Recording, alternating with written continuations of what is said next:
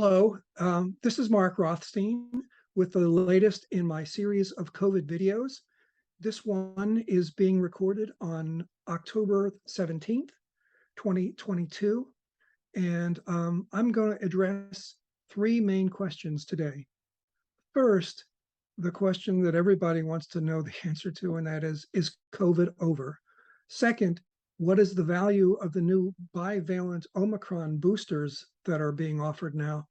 And third, I'm going to try to answer some important questions that were submitted to me in the last week. Once again, I want to start the video with my usual disclaimers. I am not a physician, and nothing I say should be considered medical advice. I'm also not an epidemiologist, a virologist, or other type of scientist. My background is in public health ethics, law, and policy. I have served as an advisor to the CDC on health ethics and law with regard to coronaviruses. I am the former associate editor for public health ethics and law of the American Journal of Public Health, and I have written widely on the public health response, especially in the United States, to COVID. So let me start with the first question, and that is COVID over? Of course, we all want COVID to be over. That's not the same thing as COVID being over. COVID has been a long and distressing time, personally and for the country. Political leaders want it to be over for various reasons, not to mention the fact that the constituents want it to be over. And for some low-risk people, the likelihood of getting seriously ill is very low now. But that certainly is not the case for everyone. The US has 4% of the world's population and 17% of the COVID deaths. 4% of the world's population and 17% of the COVID deaths. I find this an astonishing figure because unlike folks in low and middle income countries, we have access to vaccines and boosters, treatments, and excellent health care. Yet for some unfathomable reasons, many people do not believe COVID is real or that bad. They deny they're at risk. They put great weight on medical nonsense that's all around us, and some are seemingly indifferent to the health risks of others. These attitudes, unfortunately, are deadly. According to a recent study from the Texas Department of Health, unvaccinated people have a 16 times greater risk of dying from COVID than those who have been vaccinated. Of the more than 1 million people in the US who have died from COVID, hundreds of thousands of these deaths were preventable. An anti-public health mindset places all of us at risk. One consequence of letting an unstable pathogenic virus replicate in large populations is that it increases the likelihood of new mutations, such as the deadly Delta variant in 2021 and the highly contagious Omicron variant and its subvariants in 2022.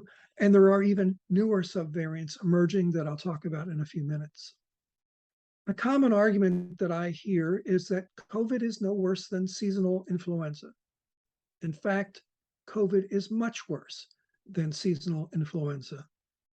According to the CDC, each year there are about 30,000 deaths from the flu, with older people most at risk of dying. There are currently about 350 deaths per day from COVID, and this number, unfortunately, is expected to increase during the winter months because people come inside from the cold. The result will be an estimated 120,000 to 150,000 deaths from COVID in the next 12 months. The bottom line, COVID causes 4 to 5 times as many deaths as the flu. In addition, there's the issue of long COVID that I'm sure all of you have heard about. This is defined as when a person, at least 3 months after recovering from the acute phase of COVID, develops or continues to have one or more of the following symptoms: fatigue with body aches or mood swings, cognitive problems, sometimes referred to as brain fog, or continued respiratory problems. The estimates of long COVID vary very widely. I think a reasonable estimate at this point is that up to 1/3 of cases might be affected. We still don't know the biology of long COVID, how long symptoms will last, or how best to treat it. We do know that vaccination, including boosters, helps prevent it. COVID illnesses and deaths are not the only effects of this pandemic. There is also the isolation and depression of elderly and medically vulnerable individuals, the stress and disruption of the lives of family members, the toll on our healthcare providers and health system, the impaired educational and social development of our children, and the numerous ways that COVID has isolated us and drained the joy from many of our lives. It may well be that COVID is now endemic in the population and will always be with us.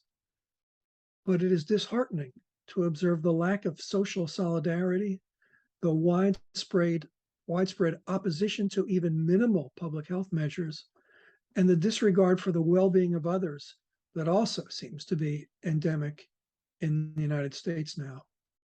So on that upbeat note, I'd like to move to the second topic for today, and that is the bivalent boosters for Omicron subvariants.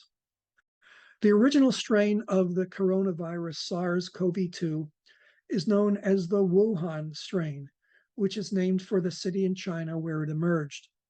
Although we've gone through a series of Greek letter variants, starting, of course, with Alpha, the various vaccines, including those from Pfizer and Moderna, are intended to develop a degree of immunity to the Wuhan strain and prevent the worst or most severe COVID cases.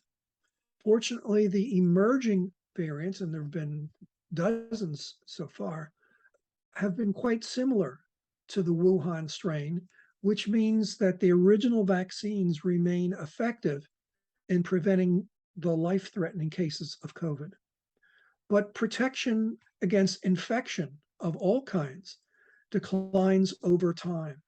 After 20 to 30 weeks, protection from the Pfizer and Moderna vaccines declines from over 90% to between 50 and 80%. That's why the original booster shots were developed. Decreased antibody levels are associated with an increased likelihood of contracting COVID and after that transmitting it to others. But T-cell protection from vaccination lasts longer and helps to prevent some of the most severe cases.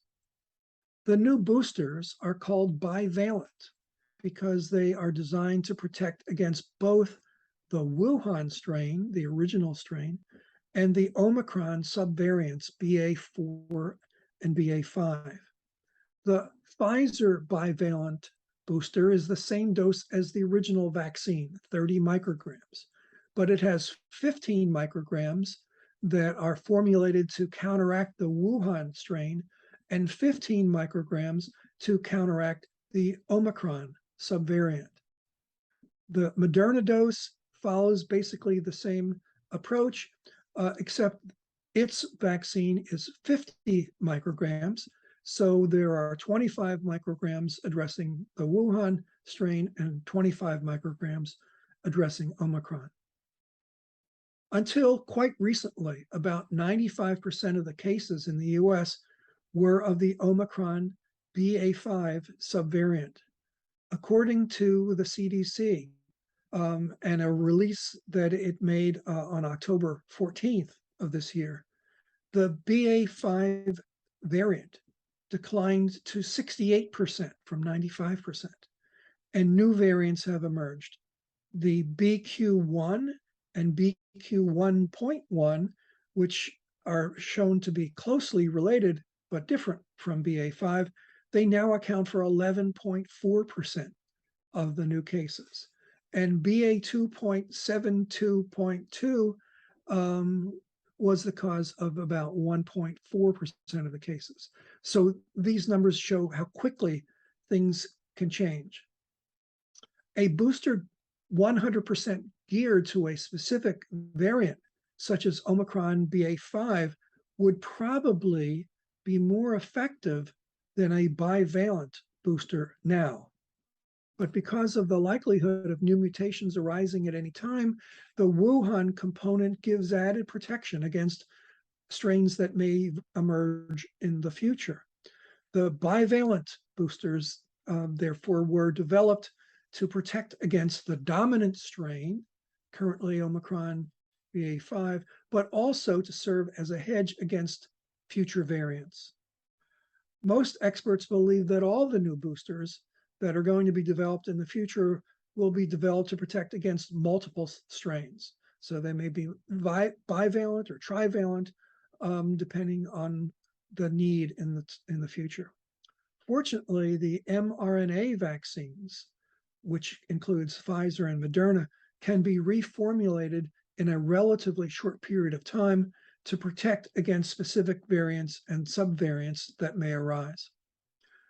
So far, there has been a disappointingly low level of interest in the bivalent boosters. As of October 16th, only 15 million people had received the bivalent booster, which is less than 10% of those eligible.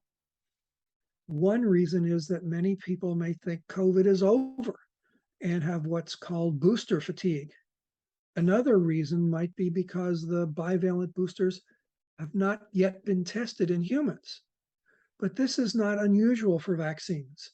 To give you a common example, each year, to prepare the millions of doses needed, the flu shot is formulated months in advance of flu season based on experts' best guesses or assessments of the likely flu strains that will be circulating the next flu season.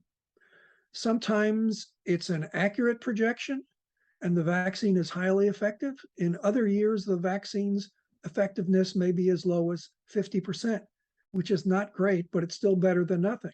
The key point here is that none of the flu vaccines that we take every year have been tested in humans. If they were, we wouldn't have the time to get them out in time for flu season.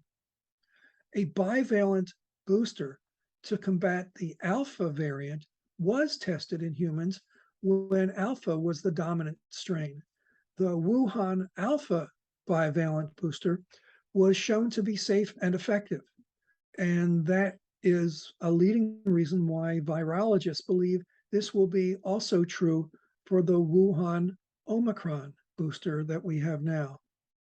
But we won't have good data on how much additional protection is provided by this new bivalent booster for several months when we're going to have so-called real-world data of humans who are taking it. I should note for the record that I got my bivalent booster as soon as it became available. Who else should get the bivalent booster? I think we ought to start with the following categories. First, older people whose more rapidly declining immunity will get a significant boost from the shot. Second, people with comorbidities, especially those who are immunocompromised. And third, the close family members and other contacts of people with serious health problems so that they will not get infected and then spread the virus to a close family member or contact. The only people who should avoid this booster are those who have had serious adverse reactions to the original vaccine and boosters. And here I'm talking about anaphylaxis and not soreness at the injection site or a minor adverse reaction, such as a brief increase in one's temperature. So those are the two areas that I prepared to inform you about. And I've received a bunch of questions, and I'd like to discuss those with you and give you some of my answers to them. So the first question I received was, when will it be safe for immunocompromised people to be in the world again? This is a very important question, and there's no simple answer. In my view, it depends on three things. First, what is the nature and extent of the person's medical condition and the likely consequences if the person becomes infected? This is a medical question that the individual needs to discuss with his or her medical team. Second, what does it mean to be in the world again? In other words, what is the likely exposure that we're talking about?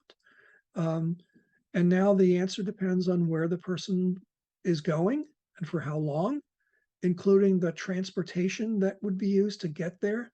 Will it be outdoors or indoors? How many people will be there and how close together will they be? Will there be food and drink served, singing or loud cheering at like a sporting event, which increase the risk of respiratory spread? Will people be vaccinated or wear masks? Lots of things to decide and to consider in trying to calculate what the risk is. But third, and the final part is, what is the person's risk tolerance? Even low risk exposures might make some high risk people so uncomfortable that they wouldn't have a good time anyway and might be better off not going at all. Nothing would make me happier than to say to everyone who has had to lead a sheltered life for over 2.5 years, yes, it's over. It's safe to rejoin the world. But I don't think we can say that yet. For now, people will have to weigh the risks and benefits, such as I mentioned before, for themselves. I suggest that if you feel ready to increase your role in the world, you should do it incrementally. Question number 2, what is the AstraZeneca vaccine? Unlike the Pfizer and Moderna vaccines that we're mostly familiar with in the US, which are mRNA vaccines, AstraZeneca is more of a traditional viral vector vaccine, like the Johnson & Johnson vaccine. It is a 2-dose vaccine. It's currently approved for people 18 and older. It's safe and effective and actually lower cost than Pfizer or Moderna because it doesn't require extra cold refrigeration. AstraZeneca has been working on a nasal spray version of the vaccine, but the results of clinical trials reported this week were not positive. So don't look for a COVID vaccine in a nasal spray form anytime soon. Question number 3, should I choose Pfizer or Moderna for the bivalent booster, both of which are available, but not necessarily at the same location?